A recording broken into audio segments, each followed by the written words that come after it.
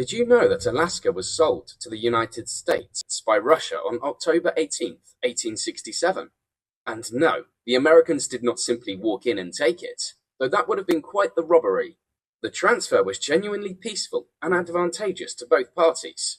Russia received a hefty amount of $7.2 million for Alaska, while the United States received the country's largest state, which is now worth a staggering $50 billion. Quite the investment. But wait a minute. What made Russia decide to sell Alaska in the first place? Perhaps they simply wished to shrink their nation to fit better on the global map. Or perhaps they were feeling charitable. And why wasn't the purchase generally accepted in the United States? Perhaps people were too preoccupied with other things, such as creating the telephone, or figuring out why cats always fall on their feet. Let's find out.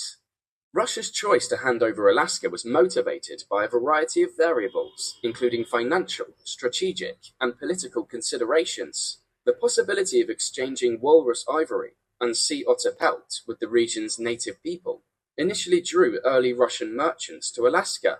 This trading was carried out under the auspices of a Russian-American business founded by Russian entrepreneurs. The business had complete authority over all mines in Alaska and was allowed to engage in independent trade deals with other nations under the Russian flag. The Russian government gave the company these advantages not only because it collected taxes, but also because it controlled a large part of the company, including shares held by the Tsars and their families. The sea otter population in Alaska had nearly come to extinction by the 1990s, posing serious financial difficulties for the Russian-American business. The firm was on the edge of bankruptcy and couldn't stay in business without substantial government assistance. Taking over the entire Alaskan territory would have required a significant investment on part of the Russian government, which was not possible at the time. This was due to Russia still recovering from the collapse of the Soviet Union. The choice to sell Alaska was inspired not only by the Russian-American company's financial difficulties, but also by bigger geopolitical concerns. Following the Crimean War, in which Russia fought against the United Kingdom, France, and Turkey, Russia's resources suffered greatly as a result of large military expenses. As a consequence, selling Alaska became a more appealing choice. Furthermore, Alaska was considered too large and distant for Russia to successfully defend. Russian leaders admitted that they would be unable to defend Alaska from an assault by their current competitor, the United Kingdom. It is worth mentioning that Russia's eastern area is mostly inhospitable and thinly inhabited.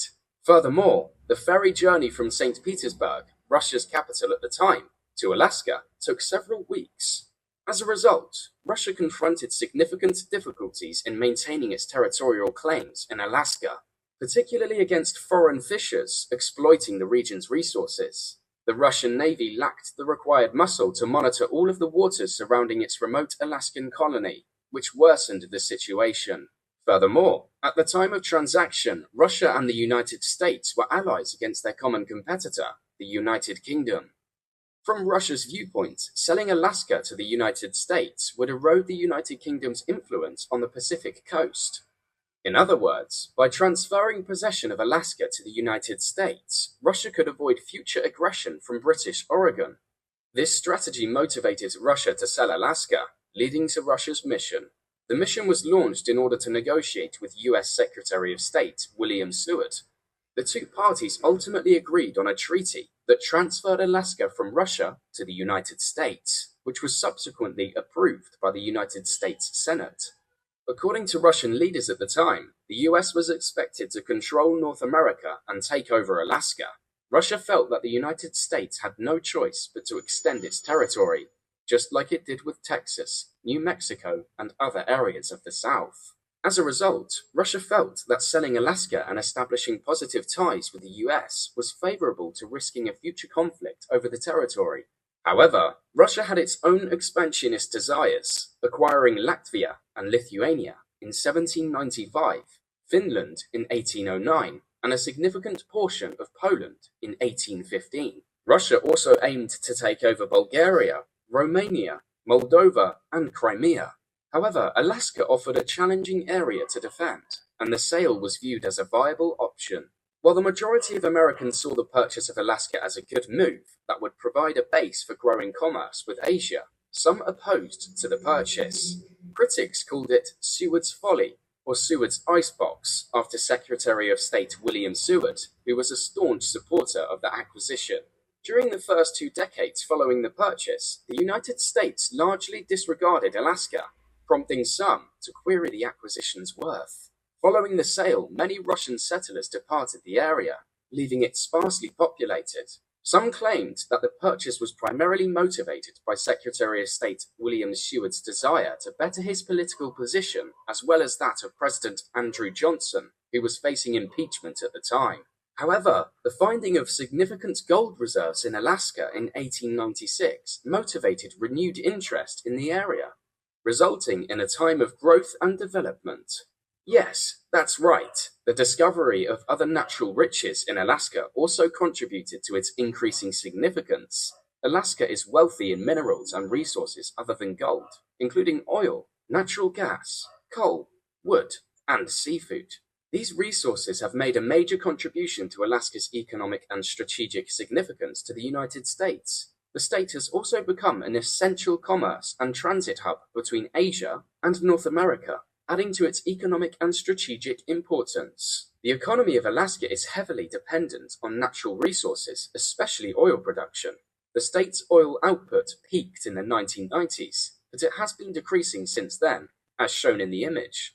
Even though Alaska has substantial potential oil deposits, digging for oil offshore in the Arctic National Wildlife Refuge has been met with strong environmental resistance. Due to the corona pandemic, the state's oil output fell to its lowest level in 40 years in 2020, causing oil prices to decline to record lows. This occurrence was especially damaging to Alaska because the state's high oil production costs made it more susceptible to market changes. The northern part of Alaska is the main site for oil production, and the oil is then moved via a 1,300-kilometer-long conduit to other West Coast states. However, Alaska's energy industry is extremely susceptible to price fluctuations, necessitating oil rates above $60 per barrel to be profitable. Since the decline in oil prices in 2014, Alaska has experienced recessions almost yearly, resulting in higher than normal jobless rates compared to the rest of the country.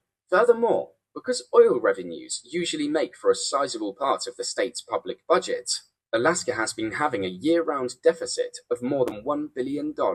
As a result, oil no longer pays the majority of the state government's expenditures. Alaska has a major advantage in that a rule passed in 1976 requires at least 25% of oil output revenues to be invested in a permanent investment fund. Despite sluggish growth in the first 2 years, the fund hit $137 million in 1979. After 4 decades, the investment fund is now valued at more than $70 billion, far exceeding Alaska's $1 billion fiscal imbalance. As a result, the earnings from this investment money are presently being used to cover the state's bills. In the coming years, Alaska's economy will surely shift from one that is heavily dependent on oil to one that is more diverse. While the state benefits from having put its oil boom profits in the permanent fund, which helps public finances, it still faces challenges such as isolation from society and expensive transit and energy costs. Despite an advantageous business tax environment and business-friendly legalization, these hurdles must be addressed as the state advances to a more diversified economic future. Despite early criticism and doubt about the Alaska acquisition, it has proven to be a valuable asset to the United States. Alaska has played a significant part in American culture and history, including the gold rush, the building of the Alaska Highway, and the establishment of military facilities during World War II, in addition to its strategic position and plentiful natural resources. Furthermore, Alaska has emerged as a major center for scientific study and exploration, especially in the areas of climate change, natural resource management, and wildlife protection. In addition, the state's distinct geography and environment make it a famous tourist location for visitors from all over the globe, adding to Alaska's economy. Still, it is hard to think that the United States has ever regretted buying Alaska for only $7.2 million. Overall, despite future challenges and changes, the United States' purchase of Alaska remains an important and valued episode in American history. Make sure to hit that like button if you enjoyed the video and consider subscribing.